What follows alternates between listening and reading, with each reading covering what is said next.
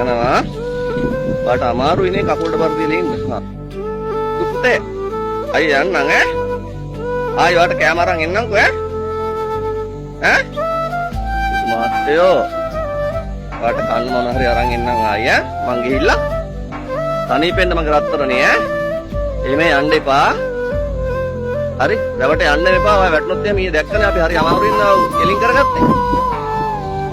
රාජපුතේ යන්න දාන් එහෙනම්.